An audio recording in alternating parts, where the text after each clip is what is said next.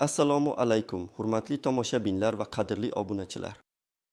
Bugun siz bilan juda ham muhim, hayotiy zarur mavzu haqida gaplashamiz. Bu sizning oilaviy budjetingizga, ijtimoiy himoyangizga bevosita ta'sir qiladigan masaladir. Agar siz ushbu videoni ko'rayotgan bo'lsangiz, demak, bu ma'lumot aynan siz uchun.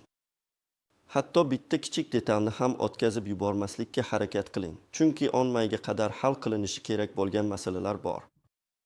Vaqtimiz juda cheklangan, shuning uchun diqqatingizni jamlang. Hozirdayoq kanalimizga obuna bo'lishni va ushbu videoga like bosishni unutmang. Bu bizga siz uchun yanada ko'proq foydali va dolzarb ma'lumotlarni tayyorlashga motivatsiya beradi. Bugungi mavzuyimiz 10 mayga qadar olishingiz shart bo'lgan to'rtta muhim ma'lumotnoma haqida. Bilaman, ko'pchilik yana qandaydir hujjatbozlik, yana qandaydir yugur-yugurlar deb o'ylashi mumkin.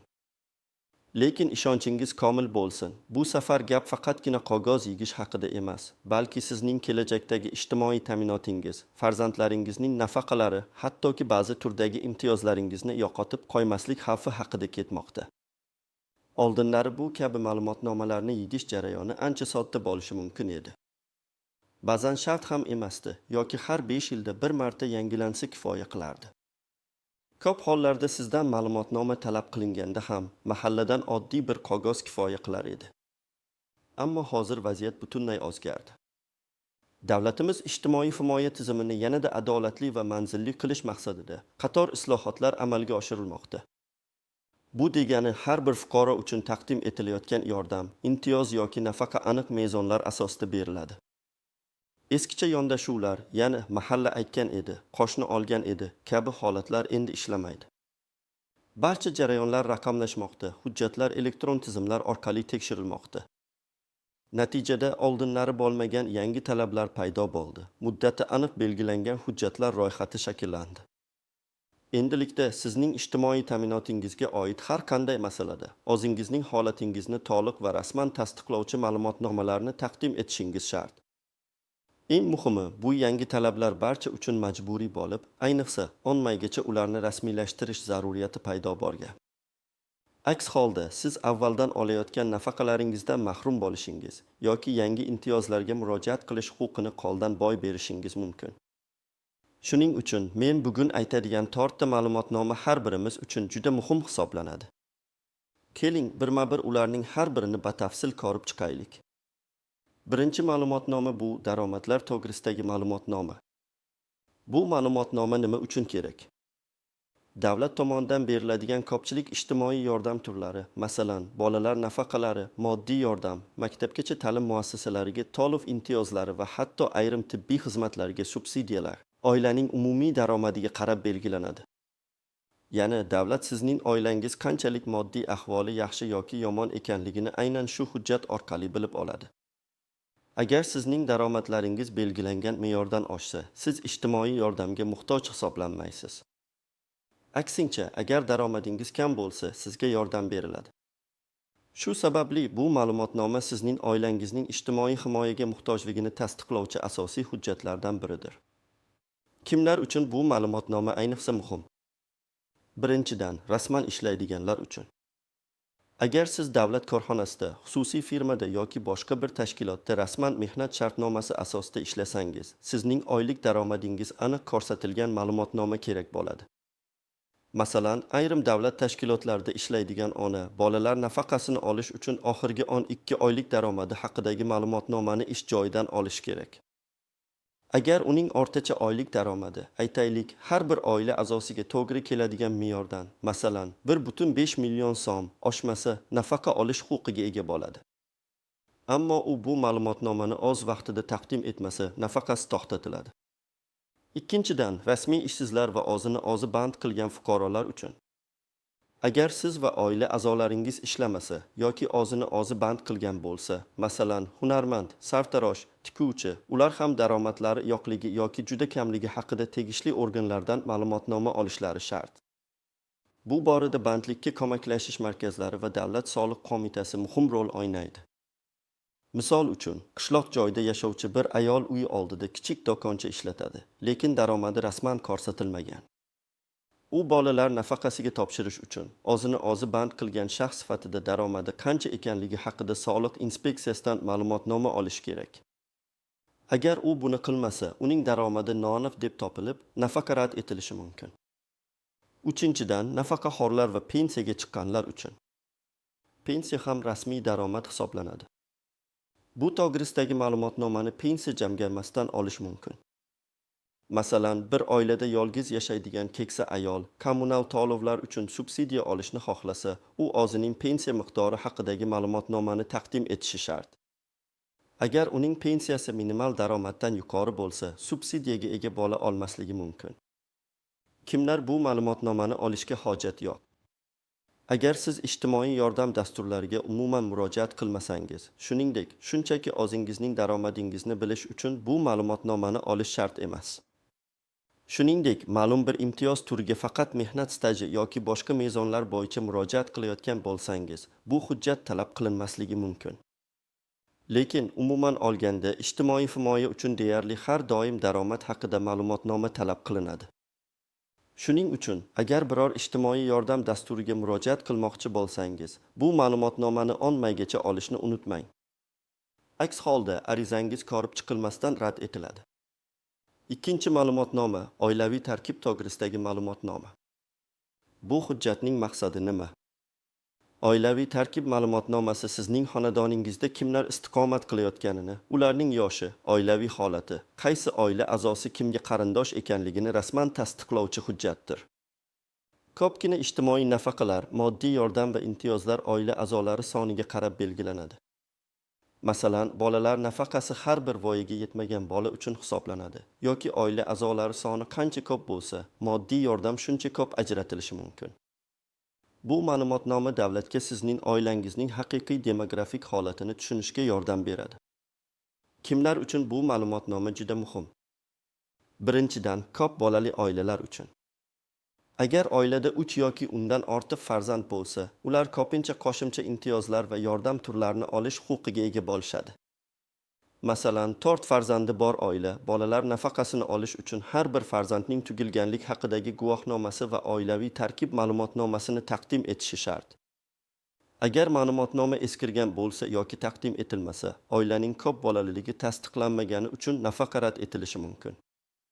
Ikkinchidan, ota-onasidan birini yo'qotgan yoki nogironligi bo'lgan bolalarni tarbiyalayotgan oilalar uchun. Bunday oilalar ham ko'pincha davlatdan maxsus yordam va imtiyozlarga ega bo'ladi.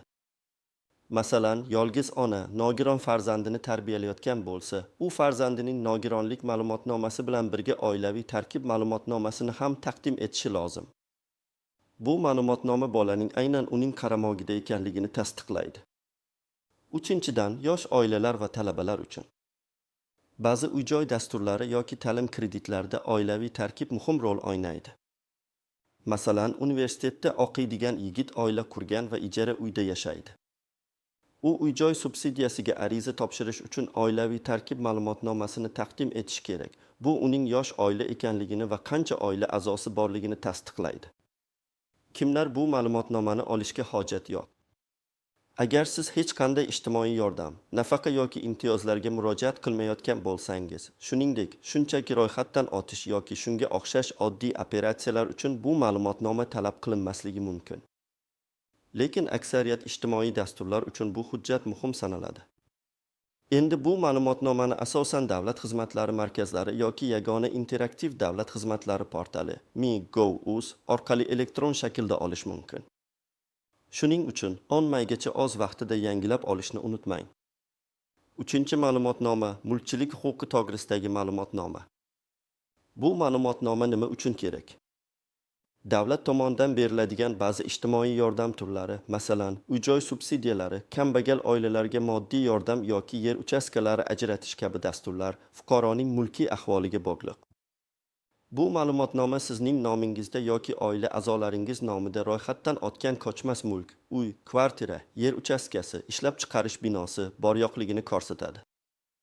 Bu davlatga ijtimoiy yordamni chinakamiga muhtoj bo'lgan oilalarga yo'naltirishga yordam beradi. Chunki agar sizning nomingizda bir nechta uy-joy yoki katta yer uchastkalari bo'lsa, siz ijtimoiy himoyaga muhtoj deb topilmasligingiz mumkin. Kimlar uchun bu ma'lumotnoma ayniqsa muhim? Birinchidan, uy-joy sharoitini yaxshilashga muhtoj deb topilgan oilalar uchun. Masalan, agar sizning oilangiz uy-joyga muhtojlar ro'yxatida tursa va uy-joy subsidiyasini olishga da'vogar bo'lsa, siz va oila a'zolaringiz nomida boshqa turar joy yo'qligi haqidagi ma'lumotnomani taqdim etishingiz shart. Misol uchun, Toshkentda yashovchi yosh oila uy-joy subsidiyasini olish uchun murojaat qilgan. Ular ota-onasi bilan birga yashaydi. Oilaning nomi hech qanday ko'chmas mulk yo'qligi haqidagi ma'lumotnomani kadastr agentligidan olishlari kerak. Agar bu ma'lumotnoma o'z vaqtida taqdim etilmasa yoki ularning nomida masalan qishloqda bo'lsa ham kichik bir uy borligi aniqlansa, subsidiyadan mahrum bo'lishlari mumkin. Ikkinchidan, yer uchastkalari ajratish dasturlarida ishtirok etayotgan fuqarolar uchun. Ba'zi fuqarolar dehqonchilik yoki tadbirkorlik uchun yer uchastkasi olishga ariza topshiradi. Bunday holatda ham ularning nomida boshqa yer maydonlari yo'qligi haqidagi ma'lumotnoma talab qilinadi. Masalan, bir fuqaro qishloq xo'jaligi uchun yer olmoqchi. Uning nomida avvaldan dehqonchilik uchun yer maydoni borligi aniqlansa, yangi yer olish huquqidan mahrum bo'ladi. Uchinchidan, kambag'allikdan chiqarish dasturlarida ishtirok etayotgan oilalar uchun. Davlat kambag'allikni qisqartirish dasturlari doirasida moddiy yordam yoki imtiyozli kreditlar beradi. Bu dasturlar ham fuqaroning mulkiy holatini inobatga oladi. Agar oila nomi daromadi past bo'lishiga qaramay, bir nechta katta mulkka ega bo'lsa, u kambag'al oilalar ro'yxatidan chiqarib tashlanishi mumkin. Kimlar bu ma'lumotnomani olishga hojat yo'q? Agar siz yuqorida sanab o'tilgan dasturlarga murojaat qilmayotgan bo'lsangiz, shuningdek, shunchaki mulk sotish yoki sotib olish kabi operatsiyalarni amalga oshirayotgan bo'lsangiz, bu ma'lumotnoma shart emas. Chunki bu jarayonlarda kadastr agentligi ma'lumotnomani o'zi tekshiradi. Biroq ijtimoiy dasturlar uchun bu hujjatni kadastr agentligidan yoki davlat xizmatlari markazlaridan olishingiz kerak. Yana bir eslatma, bu ma'lumotnoma asosan respublikaning har bir hududidagi kadastr agentligi yoki davlat xizmatlari markazlari orqali taqdim etiladi. E'tibor bering, 10 maygacha bu ma'lumotnoma ham yangi sana bilan olingan bo'lishi kerak. 4-ma'lumotnoma, bandlikka ko'maklashish markazidan ma'lumotnoma. Bu hujjatning maqsadi nima? Bu ma'lumotnoma sizning rasmiy ravishda ishsiz deb ro'yxatga olinganligingizni, ishsizlik nafaqasi olayotganingizni yoki umuman ishsizlik holatida ekanligingizni tasdiqlaydi. Ko'pgina ijtimoiy yordam turlari, ayniqsa kambag'al oilalar uchun ajratiladigan yordamlar oila a'zolarining bandligi va daromadiga qarab belgilanadi. Agar oilada birorta ham mehnatga layoqatli a'zo rasmiy ishga ega bo'lmasa va bandlikka ko'maklashish markazida hisobda turmasa, bu oila moddiy jihatdan og'ir ahvolda deb hisoblanishi mumkin. Bu ma'lumotnoma davlatga haqiqatan ham ishga muhtoj, biroq topa olmayotgan shaxslarni aniqlashda yordam beradi. Kimlar uchun bu ma'lumotnoma ayniqsa muhim? Birinchidan, rasman ishsiz deb tan olingan fuqarolar uchun. Agar siz ishsizlik nafaqasi olayotgan bo'lsangiz yoki ish qidirishda bandlikka ko'maklashish markazi yordamidan foydalanayotgan bo'lsangiz, bu ma'lumotnoma sizning ishsiz ekanligingizni tasdiqlaydi. Masalan, 35 yoshli erkak o'z ishini yo'qotgan va ish topa olmayapti. U bandlikka ko'maklashish markazida ro'yxatdan o'tgan va ishsizlik nafaqasi oladi. U oilasi uchun moddiy yordamga murojaat qilish uchun bu ma'lumotnomani taqdim etish kerak. Bu uning oilasining umumiy daromadi qancha ekanligini hisoblashda asos bo'ladi. Ikkinchidan, ijtimoiy himoyaga muhtoj oilalar tarkibidagi mehnatga layoqatli, ammo rasman ishlamaydigan shaxslar uchun. Ba'zi oilalarda mehnatga layoqatli yoshi bo'lgan kishilar bo'lishiga qaramay, ular ishlamaydi. Davlat bunday oilalarga yordam berishdan oldin, ularning haqiqatan ham ish topishga urinishlarini tekshiradi. Agar ular bandlikka ko'maklashish markaziga murojaat qilmagan bo'lsa, ularga yordam berish rad etilishi mumkin. Masalan, bir oila moddiy yordam so'rab murojaat qilgan. Oilada bir nafar mehnatga layoqatli ogil bor, lekin u rasman ishlamaydi. Agar u bandlikka ko'maklashish markazida hisobda turmasa, oilaga yordam berilmasligi ehtimoli bor, chunki uning ishga urinmaganligi inobatga olinadi. Uchinchidan, o'zini o'zi band qilgan fuqarolar uchun. Yuqorida aytilganidek, agar siz o'zini o'zi band qilgan shaxs bo'lsangiz va daromadingiz haqida ma'lumotnoma olgan bo'lsangiz ham, bandlikka ko'maklashish markazidan ma'lumotnoma olishingiz kerak bo'lishi mumkin. Ba'zi holatlarda o'zini o'zi band qilgan shaxslar ham davlat tomonidan ko'rsatiladigan ba'zi yordam dasturlariga murojaat qilishlari mumkin. Bu ularning rasmiy bandlik holatini aniqlaydi. Kimlar bu ma'lumotnomani olishga hojat yo'q? Agar siz rasman ishlayotgan bo'lsangiz, nafaqaxo'r bo'lsangiz, nogironligingiz sababli ishlamayotgan bo'lsangiz va buni tasdiqlovchi boshqa hujjatlaringiz bo'lsa yoki talaba bo'lsangiz, bu ma'lumotnoma sizga shart emas. Chunki sizning bandlik holatingiz boshqa hujjatlar bilan tasdiqlanadi. Biroq, agar siz haqiqatan ham ishsiz bo'lsangiz va ijtimoiy yordamga muhtoj bo'lsangiz, 10 maygacha bandlikka ko'maklashish markazidan ushbu ma'lumotnomani olishni kechiktirmang. Uni markazning o'zidan yoki Mi.gov.uz portali orqali olish mumkin. Endi esa bu qoidalarning ba'zi istisnolariga, nozik jihatlariga va odatda e'tibordan chetda qoladigan muhim nuanslarga to'xtalib o'taylik. Birinchi istisno va nuancha, ba'zi hollarda bu ma'lumotnomalarning ayrimlari avtomatik ravishda elektron tizimlar orqali shakllanadi va sizdan talab qilinmaydi. Ammo bu universal holat emas. Davlat xizmatlari markazlariga yoki yagona interaktiv davlat xizmatlari portaliga murojaat qilganingizda, tizim sizdan aynan qaysi hujjatlarni taqdim etishingizni aniq ko'rsatadi. Har doim ushbu talablarga amal qiling. Agar tizim sizdan daromad to'g'risida ma'lumotnoma so'rasa, demak u hali siz haqingizdagi ma'lumotni o'zi topa olmagan. Bu ayniqsa rasman ishlamaydigan, o'zini o'zi band qilgan yoki xorijda ishlab kelgan fuqarolar uchun dolzarb. Masalan, chet elda ishlagan va yaqinda qaytib kelgan fuqaro bu yerda daromadi yo'qligi haqidagi ma'lumotnomani, o'zining mehnat migratsiya holatini hamda bankdagi hisob raqamidagi mablag'lar bor yo'qligini isbotlash uchun qo'shimcha hujjatlar taqdim etishi kerak bo'lishi mumkin. Ikkinchi nuansa, ma'lumotnomalarning amal qilish muddati.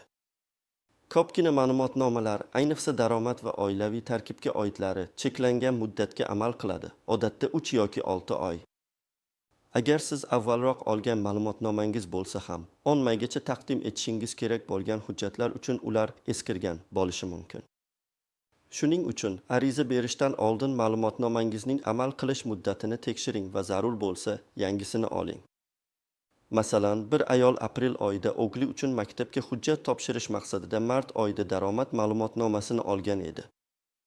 Endi ijtimoiy nafaqa uchun hujjat topshirish kerak bo'lganida, ushbu ma'lumotnoma yanada eski bo'lganligi sababli uning amal qilish muddati o'tgan bo'lishi mumkin va u yangisini olishi kerak bo'ladi. Eslatib o'tamiz, har bir ma'lumotnomaning tepa qismida uning olingan sanasi aniq ko'rsatiladi. Uchinchi pitfall, barcha ma'lumotlar to'g'ri va aniq bo'lishi kerak. Hujjatlardagi har qanday xato, noto'g'ri ma'lumot yoki qasddan yashirilgan faktlar nafaqa yoki yordamni rad etishga olib kelishi mumkin. Ba'zi hollarda bu qonuniy javobgarlikka ham sabab bo'lishi mumkin. Masalan, oilaviy tarkib ma'lumotnomasida yashirincha boshqa uyda yashovchi qarindoshingizni ham o'z ro'yxatingizga kiritib, oila a'zolari sonini oshirmoqchi bo'lsangiz, elektron tizimlar va mahalla komissiyalarining tekshiruvlari orqali bu aniqlanishi mumkin. Natijada nafaqadan mahrum bo'lishingiz bilan birga, oldin olingan mablag'larni qaytarishingizga ham to'g'ri kelishi mumkin. Barcha ma'lumotlarni shaffof va to'g'ri taqdim etishga harakat qiling. 4. Noaniqlik, mahallaning roli. Oldinlari mahalla fuqarolar yig'inlari ko'p hujjatlar uchun ma'lumotnoma berardi. Hozirda mahalla komissiyalari asosan sizning oilaviy ahvolingizni joyiga chiqib o'rganish, ijtimoiy holatingizni tekshirish va xulosa berish bilan shug'ullanadi. Ya'ni ular sizga ma'lumotnoma berishmaydi, balki berilayotgan yordamga haqiqatdan ham muhtojmisiz, yo'qmi, shuni tasdiqlashadi. Ma'lumotnomalarni esa siz davlat xizmatlari markazlaridan, Mi.gov.uz portalidan, soliq inspeksiyasidan, kadastr agentligidan yoki bandlikka ko'maklashish markazidan olishingiz shart. Misol uchun, bir fuqaro mahalladan daromad to'g'risida ma'lumotnoma so'raganida, unga endi bunday ma'lumotnomalarni ular bermasligi, balki soliq idorasiga murojaat qilishi kerakligi tushuntirilgan. Bu aynan shu o'zgarishni anglatadi. Mahalla komissiyasi sizning murojaatingiz asosida uy-joyingizga kelib, yashash sharoitingizni, oilangizning real ahvolini o'rganib, o'z xulosasini tizimga kiritadi. Endi esa bu ma'lumotnomalarni qanday qilib o'z vaqtida va to'g'ri rasmiylashtirish bo'yicha aniq amaliy tavsiyalar beraman. 1. Birinchi qadam, ma'lumotnomalar ro'yxatini aniqlang. Avvalo, siz qaysi ijtimoiy dastur yoki nafaqa uchun murojaat qilayotganingizni aniqlab oling. Keyin shu dastur uchun aniq qaysi ma'lumotnomalar talab qilinishini bilib oling. Bu ma'lumotni davlat xizmatlari markazlaridan bevosita so'rab olishingiz mumkin yoki Mi.gov.uz portalidagi tegishli xizmatning ta'rifini diqqat bilan o'qib chiqing.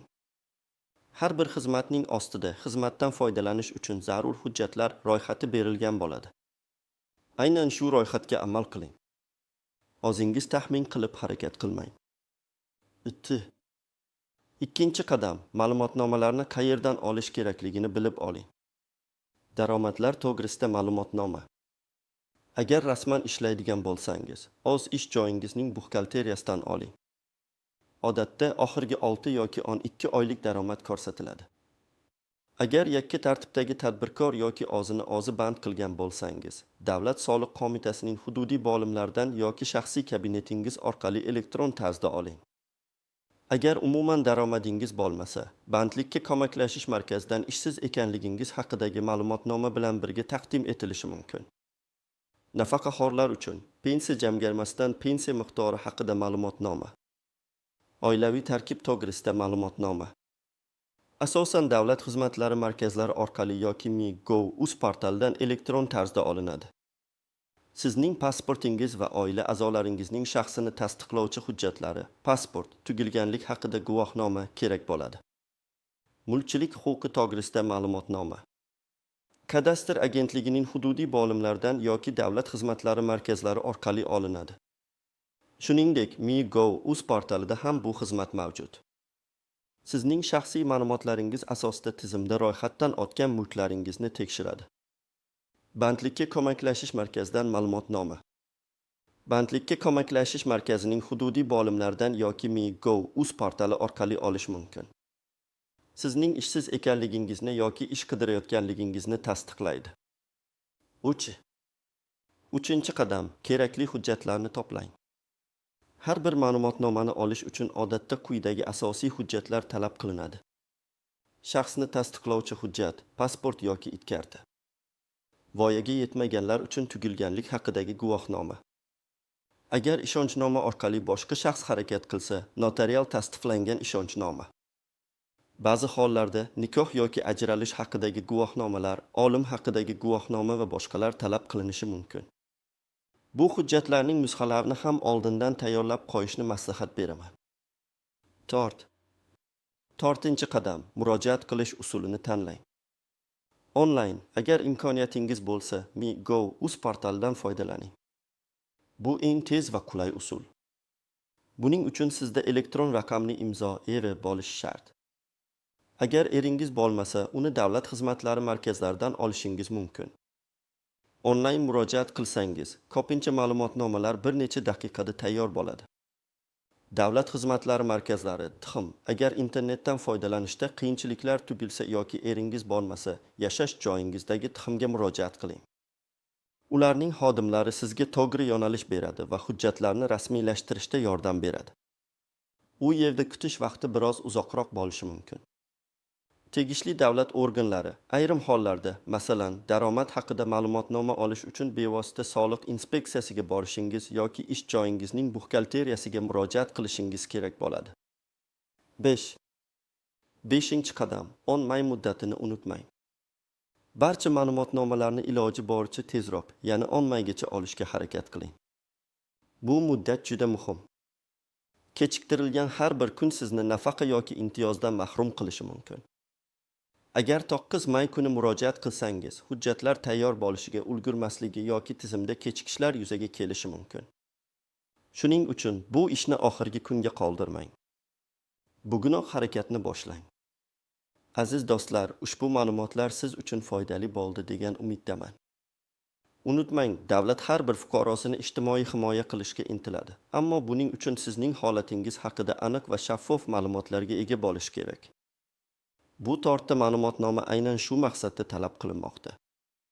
10 mayga qadar bu masalani hal qilmasangiz, o'zingizni va oilangizni muhim ijtimoiy yordamdan mahrum qilish xavfini tugdirasiz. Shuning uchun yana bir bor eslataman. Bugun aytilgan ma'lumotlarni diqqat bilan o'rganib chiqing. O'zingizga tegishli bo'lgan ma'lumotnomalarni aniqlang va ularni 10 maygacha olish uchun harakatni boshlang. Hech narsani qoldirmang, erinmang, harakat qiling. Ushbu video sizga yordam bergan bo'lsa, iltimos, videoga like bosing va kanalimizga obuna bo'ling. Agar sizda bu mavzu bo'yicha savollar bo'lsa yoki qandaydir tajribangiz bo'lsa, izohlarda yozib qoldiring. Sizning fikrlaringiz va savollaringiz boshqa tomoshabinlar uchun ham foydali bo'lishi mumkin. Keyingi videolarda ko'rishguncha o'zingizni ehtiyot qiling va barcha ishlaringizda omad tilayman.